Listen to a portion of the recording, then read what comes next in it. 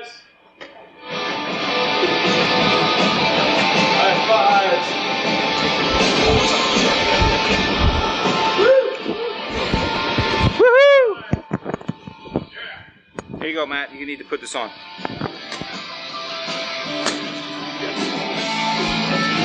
All right. Woo! Woo! Gotta make an entrance or what? All right.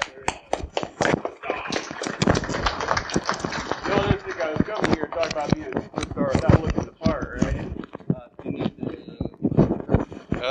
Well, please make sure we get audio going. Yes, please.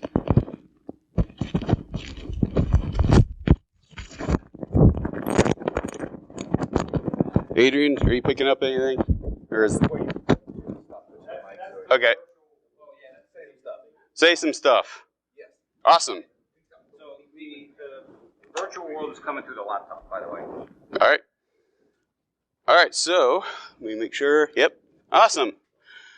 Welcome, everybody. Thank you, OISF, for having me. I'm glad to be here again. Love this conference. Always have. For those who don't know me, my name is Matt Scheurer. My topic today is becoming an IR superstar. I came dressed the part. I want to help all of you learn how to become an incident response superstar. So, I need help, people. I am a little more than 100 people away from hitting 1,337 followers on Twitter to have elite status. So if you're not following me on Twitter already, at C3RKAH, please follow me there. You can also hit me up on LinkedIn. And also, so you're not scampering for notes, if you go to slides.dfirmat.com, it'll take you to my GitHub repo, and you can get a copy of the slide deck there. So that way you can focus on the talk. See some pictures here. I'll pause just a moment.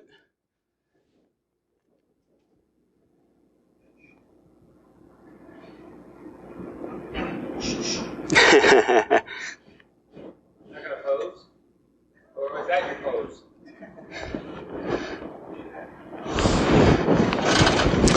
All right, we'll begin. So what I do, I work for a big, well-known organization as an AVP of Computer Security and Incident Response. I still think of myself as just an engineer, but I've got a lot of years of experience. I've done DFIR stuff for quite a while, so that's what I want to talk about today. I'm also a podcast host for the Threat Rail podcast with my co-host Micah Brown. We've been on hiatus for a bit. I'm hoping to get out a new episode before Hacker Summer Camp hits. And I'm just going to pause here for a moment while they fix whatever stream issue is happening online. So bear with this.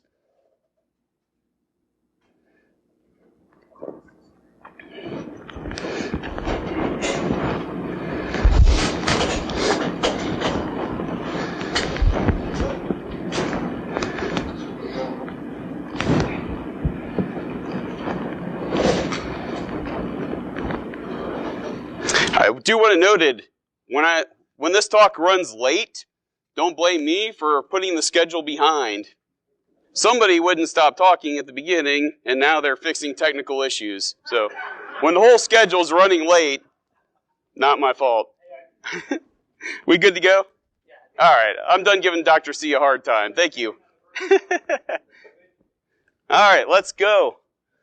Maybe. Oh, you broke the clicker, man. Come on, dude. See, this is why I don't want to do virtual. Sorry. No worries. Yeah, I still don't have the clicker back, and I probably messed something up.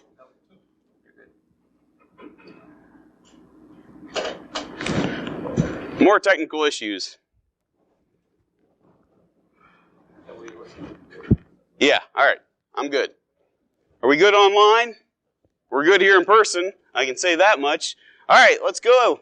So, I do some volunteer stuff. I'm an official Hacking is Not a Crime advocate. Check it out as hackingisnotacrime.org. I'm also a WAMSA, which is the Women's Security Alliance Technical Mentor.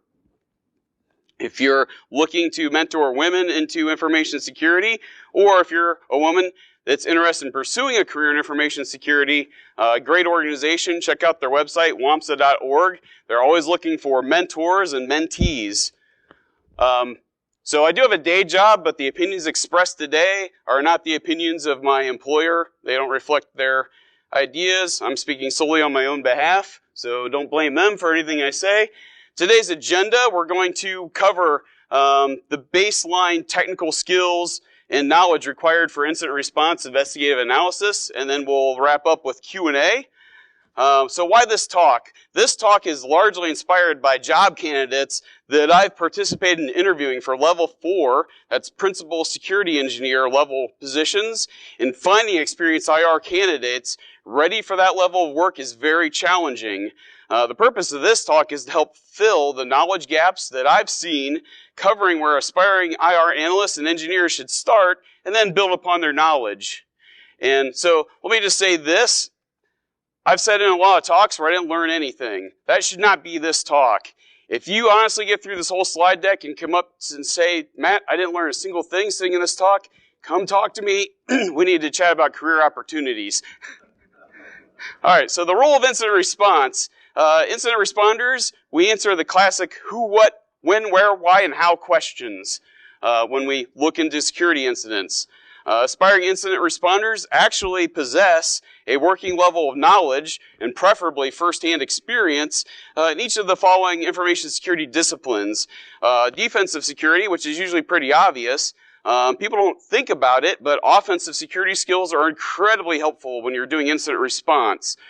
Just knowing what the tools and techniques that are being leveraged. And we're going to talk about that a little bit later in this talk. And then digital forensics.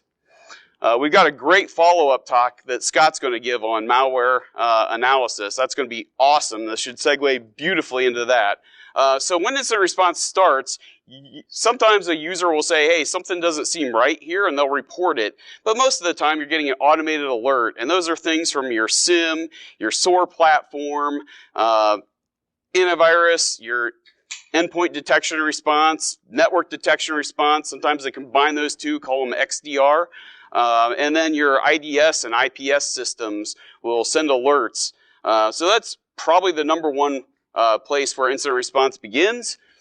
So diving deep, while working with information from an organization's SIM, SOAR, AV, EDR, NDR, XDR, and IDS, IPS, it's a lot of alphabet there.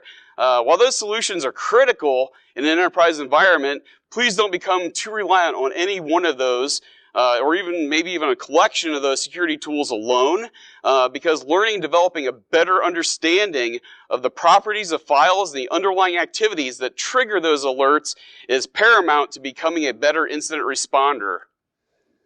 So I want to talk about IR dispositions, and most of you hopefully know this, but just in case you don't, a true positive is classifying malicious activity as malicious.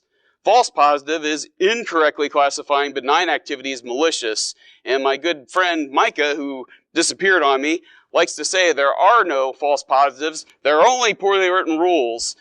And there's a lot of truth to that, right? True positives really, in a perfect world, are the only thing you would have, where false positives are the things that you would never get. Now that's a perfect world, pie in the sky, never really going to happen, but those are what you want to strive for. True negatives are generally the things that you just don't even want to know about. They're classifying benign activity as benign. And then false negative is incorrectly classifying malicious activity as benign. And that's certainly the worst outcome because you have bad stuff happening and you don't even know it. So I'm going to talk about OS basics. So specifically, the Windows operating system and Linux. But knowing how to review the processes, the services, and the daemons that are running and their impacts on system and CPU memory utilization, that's pretty important to knowing what's going on a system. In Windows, you generally start with like the task manager. You have services.msc, and you have other things like Process Explorer, Process Monitor, and those sort of things as well that you can optionally have. Linux, just understand that the PS command is going to show you what's running on a box. And then top, or htop if you have it, which is a little nicer to look at, will kind of show you what's running, how much memory it's using, how much CPU it's eating up. those sort of things. So these are the things that can kind of help you pinpoint what's worth looking at on a system and investigating, particularly when you hear next about malware analysis. Like those are kind of the things that help you dial in to what you're looking for, or they can. It's not perfect, but generally that's a good place to start. So file system basics, knowing where things are supposed to be located on an endpoint is really important. Conversely, knowing where things shouldn't exist but are on a system are also vitally important in incident response. So understanding the Microsoft Windows file system and where those things are or shouldn't be, Linux file system, and then depending on your environment, maybe even Mac OS, depending on how much it's prevalent within your environment, it could be important. I'm not really going to focus on that, but I did want to briefly mention it. So file system basics. Understanding where the user directory is. On Windows, hopefully most of you know, it's just C, users, and then the username that's logged into the system. On Linux, it's going to be under /home/username. And some of you might be thinking it's pretty basic stuff, but you'd be surprised the candidates I talked to, they've got nice degrees, a laundry list of certifications, and they have experience even as security engineers in big organizations, yet they don't readily know where that is. No, absolutely not. I just told you where it is. Why are you asking me if I know where it is? Come on. Big organization. I'm a college dropout with a Security Plus certification. That's not real impressive educational credentials, but I know my stuff. All right, file system basics on Windows.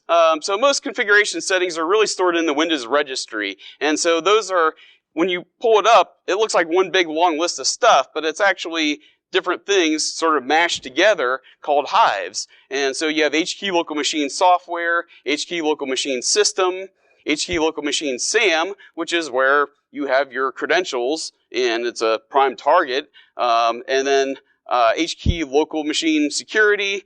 And then you also have HKey users default and HKey current config. And important paths to know are a system root which is usually the C drive, /system32/config. And then also I want to talk about the /backup folder inside of there. Sometimes it's kind of hard getting a live Hive file on a running system.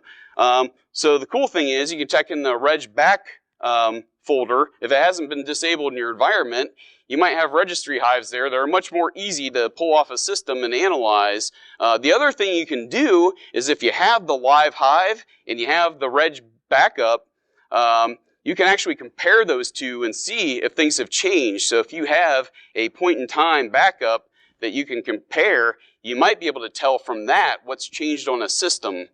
And then also usually the user profile environment variable, ntuser.dat, so that'd be C:\users/username/ntuser.dat. Again, another one of those hives, right? And so you want to open those up on a Windows box with regedit. Regedt32.exe is an older, and now it's just kind of a pointer back to regedit.exe. And this isn't all-inclusive. There's a lot of third-party forensic tools and things like that that you can also use to analyze these things.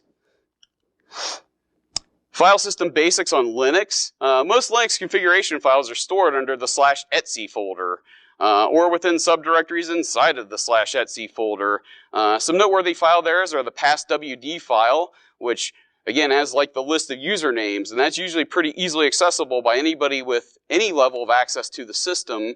What's a little more protected is the shadow file, which has the basically salted hashed version of the credentials for the system, and it's a juicy target for threat actors because if they can grab the shadow file, they can do offline password cracking with something like John the Ripper and a bunch of other tools, but that's certainly one of the prevalent ones. really just to get familiar with the Linux operating system, if you're not terribly familiar with it, the Linux Foundation has something called the FHS, the File System Hierarchy Standard. It's a great reference for where paths are on a Linux host and why they exist in that path.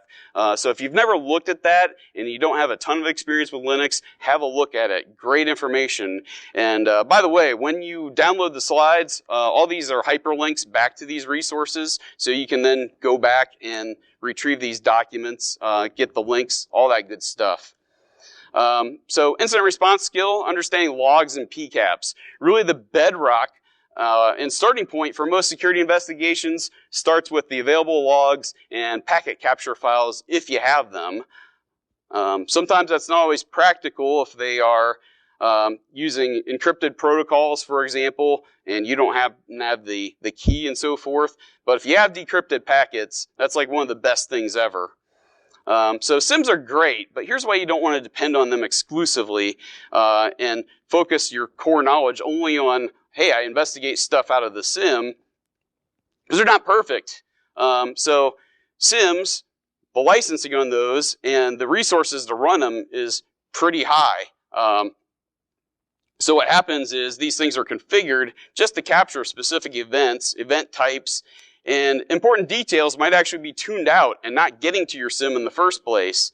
And so, you know, it could also be you have the logs in the SIM, but they're not parsing correctly. So when you try to search the SIM, you're not seeing everything that you think you are. And then input sources might become broken if you don't have good health checking, or the health checking fails on you. You might just totally miss something there. And then, again, these things are very resource intensive, so if the system is running full speed, you might have correlation searches that simply don't run. They get skipped out of the system. So that's why you don't want to depend solely on what's in a SIM. So what you do want to understand is native logs and where they exist on various endpoints. It's really important.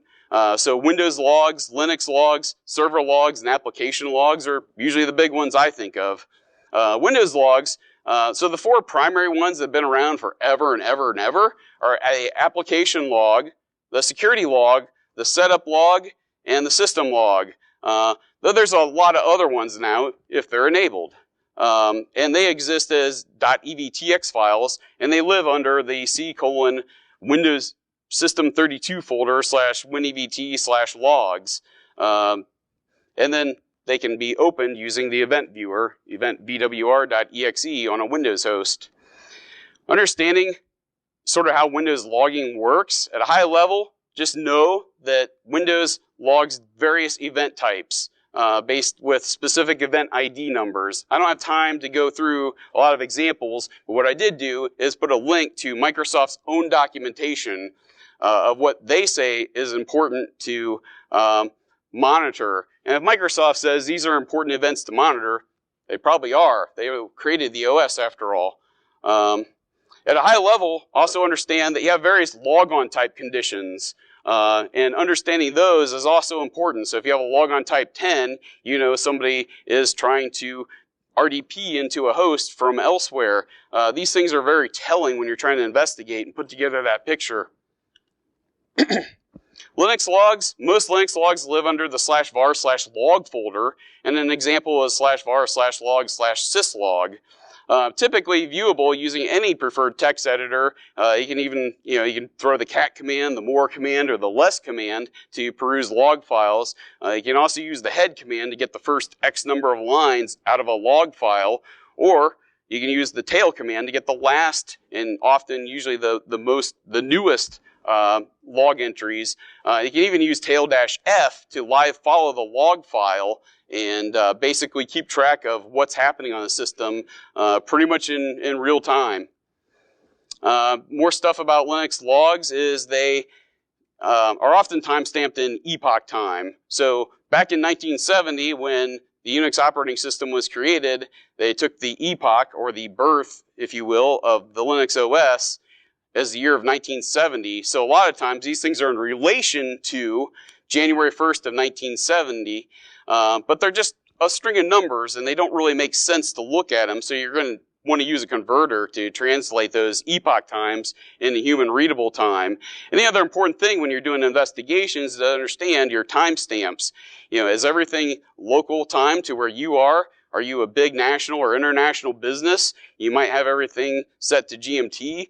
You might have a mixed case scenario where you got some systems on local time and others on GMT, but you have to sort of correlate those together to put together a picture of what happened. So just being aware of that is, pretty important. Server logs, just be aware that various server applications can store their own logs independently of the host OS's native logging. Default log paths and names are also sometimes changed because they're configurable. By default, Windows IIS server logs are stored in numbered W3 SVC folders under the C drive, inetpub/log/log files. But again, that could be moved. It could be a D drive or an E drive or something like that. You kind of got to know the environment. You might have to look at how IIS is configured for the logging to know where you should be looking.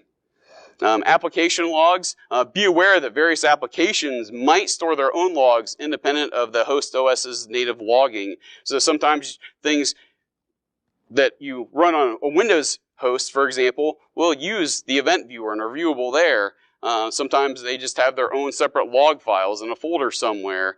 And then sometimes you have logs that reside on an endpoint itself. Sometimes you have in a central management console, and sometimes both of those conditions are true. So like a lot of EDR and antivirus solutions, for example, will have local logs on the endpoint, but you also have in the central console where those logs are, and so sometimes you can get those, but it's just something to be aware of so that you know where you should be looking. And then incident response skill, networking basics, just understanding the basic concept behind TCP and the three-way handshake versus UDP as a connectionless protocol. And this is not an all-inclusive list. I just threw a few quick examples here. But you got 22 SSH, you got your web ports. A few. And, so you got SMB, you got RDP ports, UDP 53, which is what DNS is primarily communicating over. But here's a list that's got a really great listing of common ports. So check it out if you're not terribly familiar with those. And then learn about port scanning. If you haven't dabbled with Nmap, give it a try. Network packets. Being able to analyze network traffic data is really an important incident response skill. So learning how to create, save, and analyze packet capture files, or PCAPs. And you can use things like Wireshark, T-Shark, TCP dump, WinDump, a whole host of others. But those are some of the more popular ones. And if you're looking to get good with Wireshark, I actually gave my Wireshark workshop at OISF in the March meeting, I believe. And there's a link. You can download the whole lab. You just unzip the file, and the text file in there is the lab guide itself. Walks you through every step of the way to do some cool exercises with Wireshark if you're not terribly familiar with it. So, yes?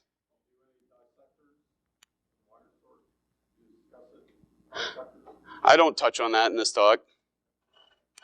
And again, obtaining decrypted packets is always the best, but it may not always be feasible. Particularly in larger enterprises, a lot of times you have to look at commercial solutions for the newest protocols that are being deployed, and that stuff can get pretty darn expensive.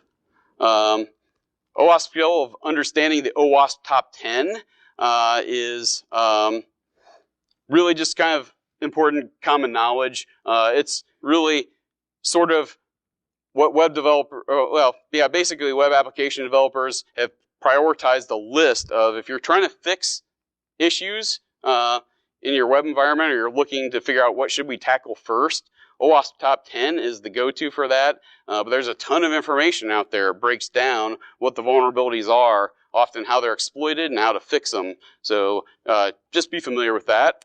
Web requests, the more common methods are get, head, post, and connect.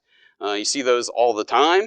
Potentially concerning HTTP request methods could include put and delete. Now those may or may not be normal. Like if you have a photo bucket web app on your site, it would be probably pretty common to see puts for a bunch of different files or deletes for removing files. But if you have a contact form, probably shouldn't see those kinds of things targeting that. So you kind of have to know the environment, figure out what's being attacked. And then some of the lesser seen ones that you might run across are options, trace, and patch. But if you're doing incident response, understanding the HTTP response codes is really important. And these things are basically broke down in a series. Unless you're using an old, very old version of HTTP, you're not really going to see the 100s, which are the informational ones. But the 200 series means that the server accepted the request. Now, the result may or may not be what was expected.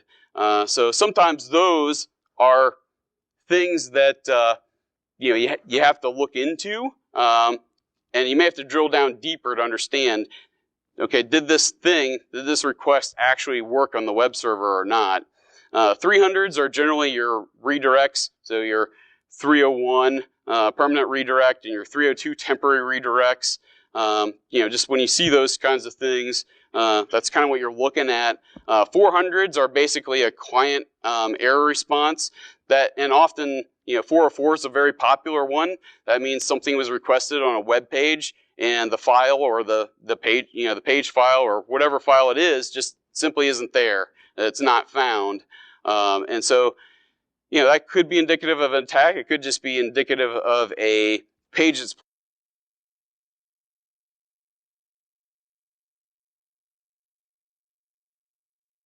poorly coded and is trying to pull in sources that are at the wrong location or just don't exist there anymore. And then 500 is sort of the flip side of that. That's the server gets this request, has no idea what to do with it, so just kicks back an error message. But that's coming from the server back to the client.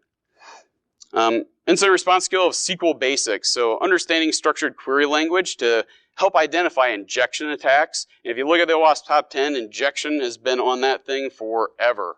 Pretty much since its inception all the way through to today in modern times. SQL injection is one of the more popular ones. I believe they consolidated it last time I looked to include all kinds of injection. But being able to identify SQL injection is really helpful. Here's a couple courses that are free, quick, and easy to try. So highly recommend having a look at those.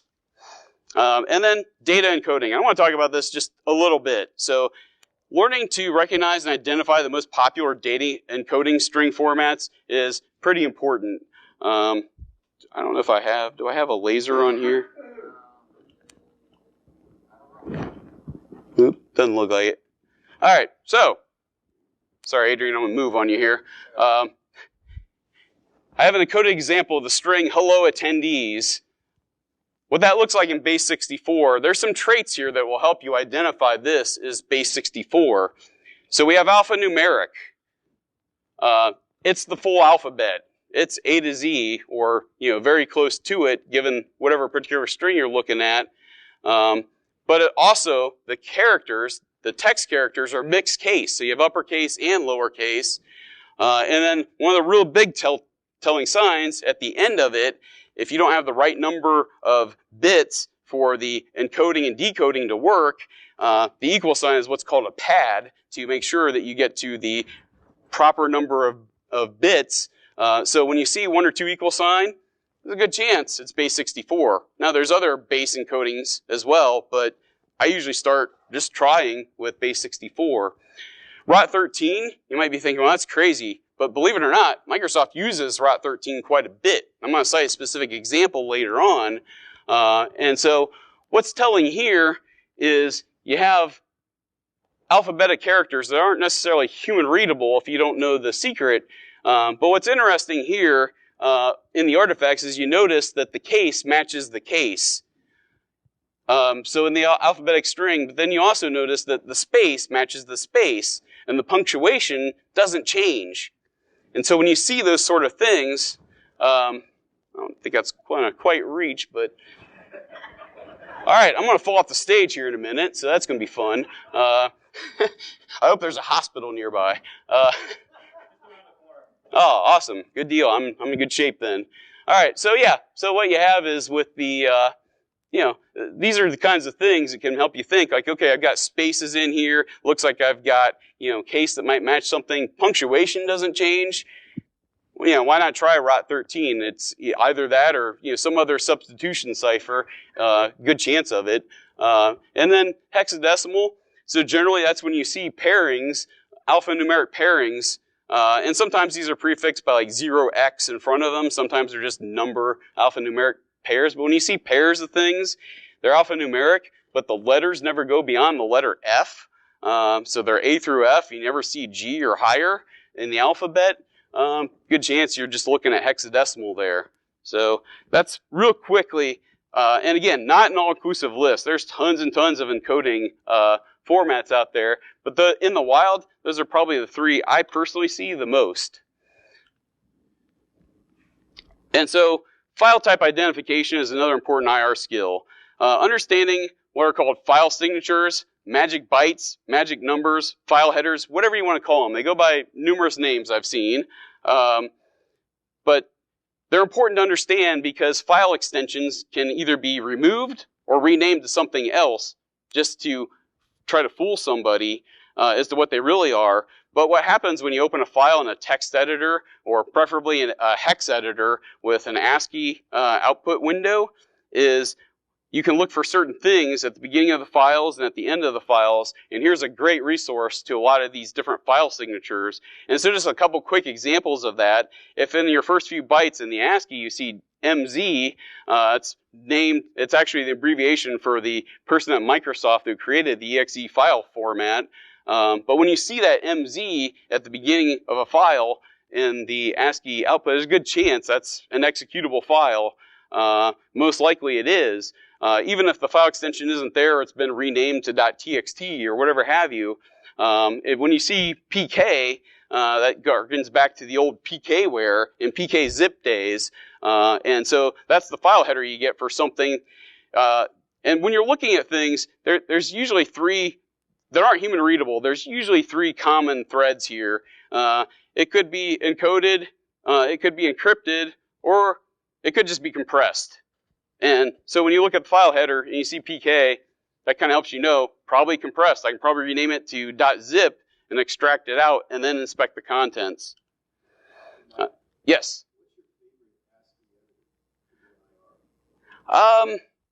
So actually, Notepad. Actually, in Windows environment, I do. So I like Notepad++ for small files. I actually prefer TextPad for large files because it, in a Windows system, can actually handle unimaginably large files without completely running the system out of resources. On Linux host, I actually like the ghex hex editor. So those are a couple of my go-tos. But I've also used, I think it's like SciText or whatever's in Remnux. I've used that one too, and kind of made peace with it once I figured out how to get the regex searches working how I wanted. So just, a couple examples. All right. Go ahead. Hexer?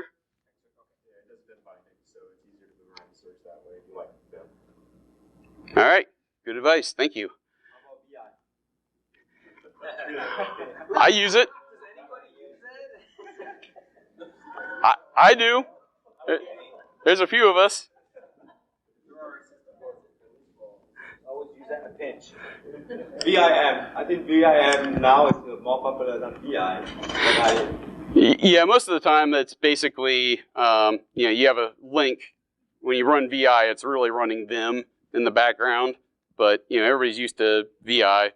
Well, maybe not everybody, but if you're used to VI, it's usually launching Vim on most Linux distributions these days. So understanding persistence, I don't have time to drill into tons and tons of examples, but the idea here is that if a threat actor gets a hold of a system, they want to maintain their foothold on that system. And things that are volatile will go away if the system just simply gets restarted. So persistence becomes important then to anybody doing offensive security, regardless of their motive, because they want to maintain and be able to reestablish that connection later on or keep it up the whole time. And so there are some specific ones for Windows and Linux. I don't really have time to get into these. And this, I promise, this is not like the 10,000th talk out there on the MITRE ATT&CK framework, but here's a good resource on MITRE that talks about very specific ways that persistence happens on a host OS. And then identifying file execution, understanding how to know if a file executed on Windows endpoint. So a lot of times your EDR, XDR solutions will tell you, but if you don't have that, and I talked about ROT13 earlier, but in the Windows registry, HKey, current user, software, Microsoft Windows, current version, Explorer, user assist, and then you have the GUID, and then count. In that key are, sort of define the things that run, and those are actually ROT13 encoded. So if you're looking to figure out, did notepad.exe run or not, you don't search the registry for notepad.exe. You basically ROT13 encode notepad.exe and search for that in the registry. And this is, again, not an all-inclusive list, but also memory dumps, having a look at shim cache. The prefetch folder on Windows is also another good one. And so with prefetch, the idea is that anything runs on a Windows host it goes into the prefetch folder, and so the next time that file is loaded, it'll load faster. But things that have never run aren't going to be found in that folder, so that's why it can be another helpful one. And so one of the reasons Windows is so hard to secure, and compared to say Mac OS, Linux, all these other types of systems, is because there are a lot of file extensions that just simply run by default on a Windows host. If I get an exe file somehow from the internet and I double click on the Windows endpoint, what's going to happen? It's going to run it, right? Because that's what the OS is set to do. If I download a .sh shell script on my Linux laptop and I double click on it, nothing, because it hasn't been, the execute permission has not been set on that file unless I manually do so. So it just doesn't run out of the box.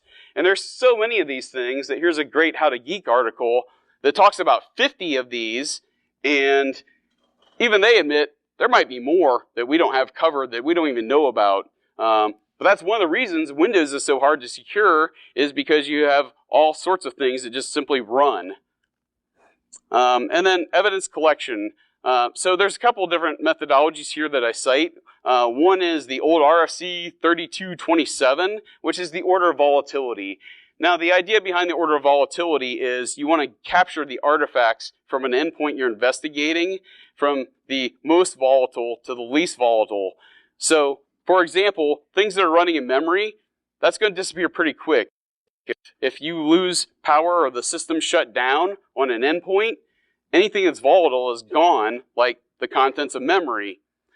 The data that's on a USB stick that's plugged into that system are not likely to change or disappear too much unless there's some special software that's set to do just that thing.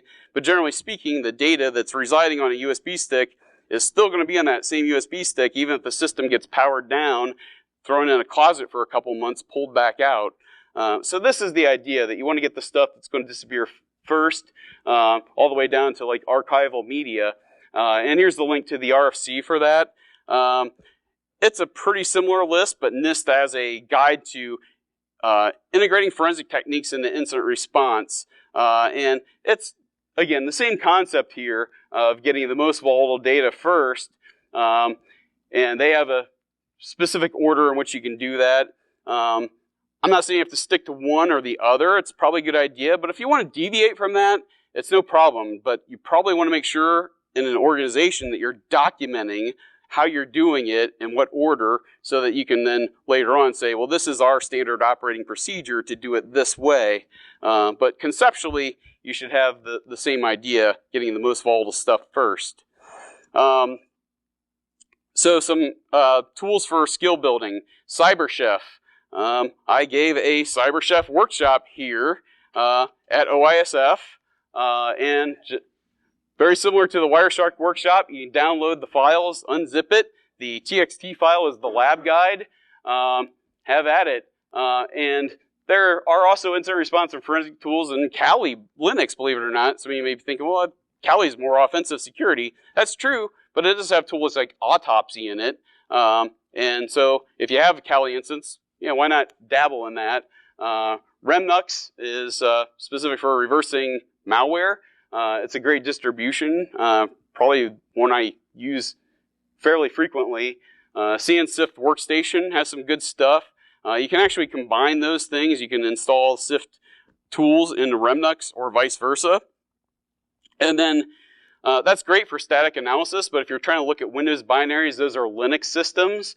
FireEye has what's called Flare VM, and the idea is you can even download a trial version of Windows, install the Flare tools in it, and where that's helpful is because that helps you do dynamic analysis. So that helps you analyze how something really impacts a system when it's running live on the native OS that it was designed to run on.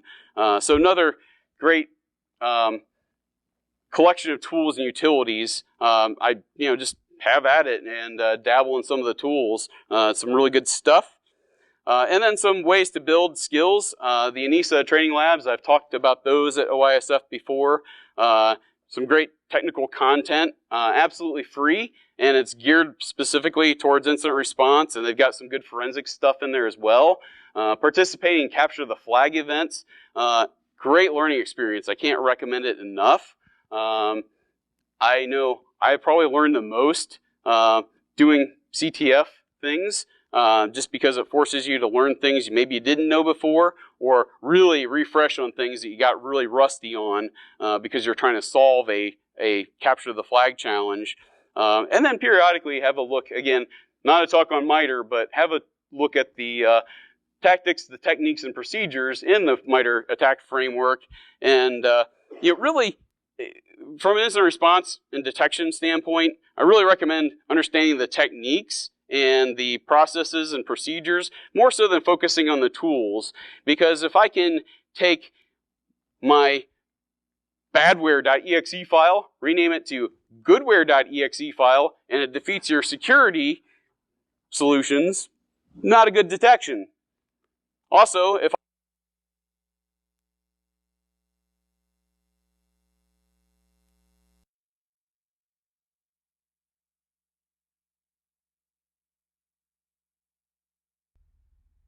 Hello folks, Iron Geek here.